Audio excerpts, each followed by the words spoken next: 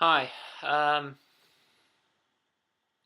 a lot of emails today, a few phone calls even, from people very, very concerned about what's going on in Copenhagen and what appears to be establishment of a global government, um, unlawful taxation, precedents being set left and right, and people saying, what do I do? Um, Let me address the people specifically that are in the military or in law enforcement. Well, um, if you're in the military, it's pretty simple. You took an oath to protect and defend the Constitution of the United States. That's the first thing you took an oath for. The second one is to obey the lawful orders of the president and the officers assigned above you. It comes down to your own conscience,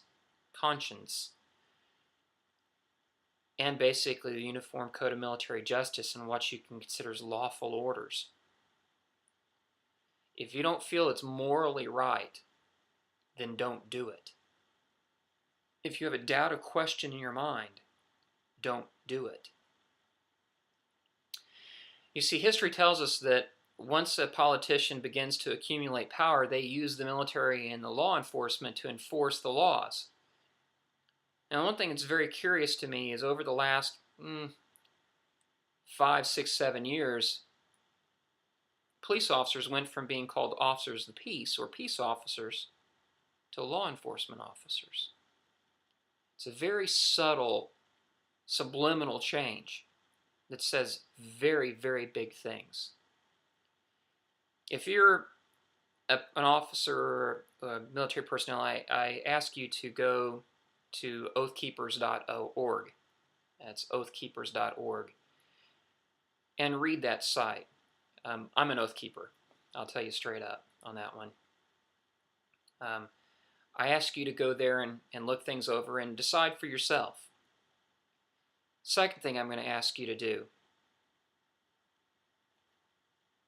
we all have these. It's a standard dog tag chain. If you notice, I took my dog tag off. Okay? We must be able to recognize each other when we see each other. If an oppressive government does come into play, you're never going to know if the person you're talking to is your friend or not.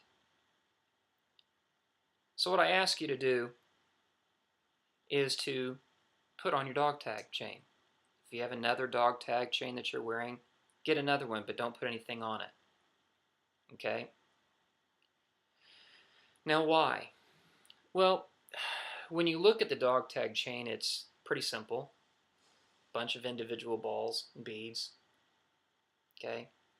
But we're strung together from one point to another. When you join us together, we become very strong. I will not take this off until this threat to our government or our way of life is over. Or in some very strenuous events, it's taken off my cold, dead body. Mahatma Gandhi preached nonviolent change. I'm not advocating war. I'm not advocating armed response. What I am advocating is personal responsibility. If you're part of the system and you don't believe what the system is trying to do is correct, don't be part of the system. Go home. In another video, I mentioned something about insurrection. Well, remember one of the things the CIA taught, don't go to work. The system can't work without you. You see, it seems like so many politicians want to say, do as I say, not as I do. And it's always scratched my head when it came to that one. I've always been a lead from the front type of guy. If I believe in something, I'll put my face on it, as you can see here. And I'll take my blows directly to the chest.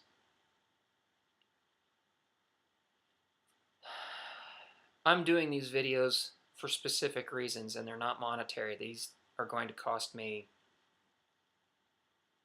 more money than I care to even think about at this point in time. But that doesn't matter to me.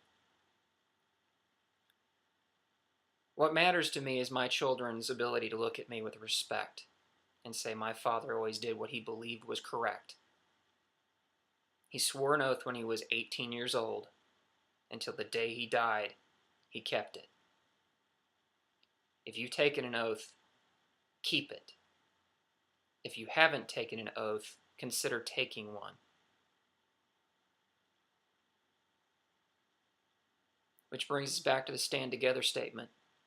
Let's stand up and let's stand together.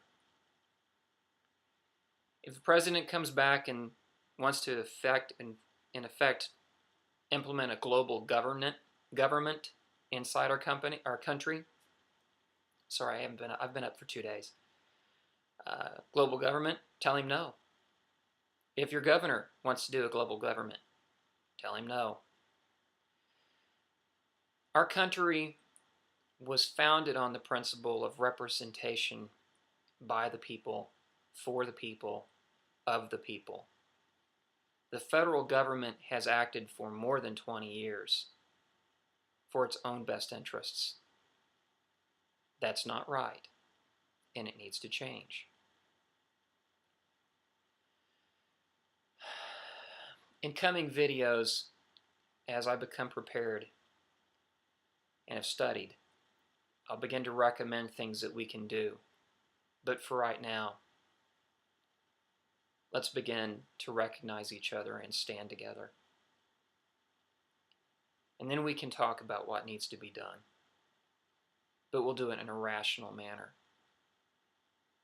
If it comes down to a point in time where, and I hope to God it never does, but history dictates and shows us that it might. If it comes down to a point in time where it is an armed revolt, you will find me armed, and you'll know where to find me. As I stated, a parent's obligation is to hand their children something better.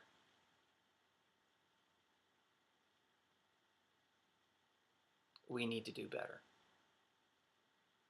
Mr. Obama,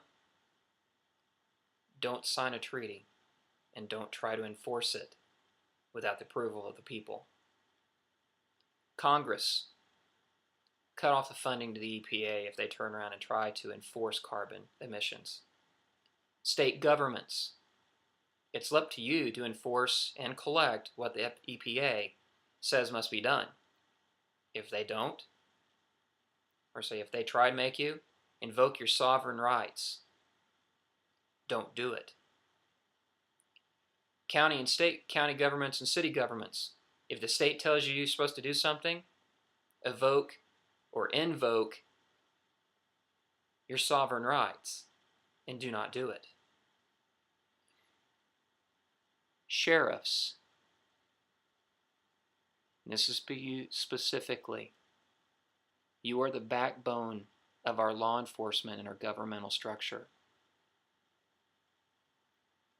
If a law comes down and tells you to do something that is against your moral code, do not do it. Let's stand together and say no. Apathy will be the death of our nation. I ask you in these series to ask questions. Ask questions of me, the media, your politicians. Ask questions of each other. Learn. Remember, a seeker of truth, a true seeker of truth, asks questions upon their path to finding truth. And for now, I ask you to don your chain and don't take it off. Thank you.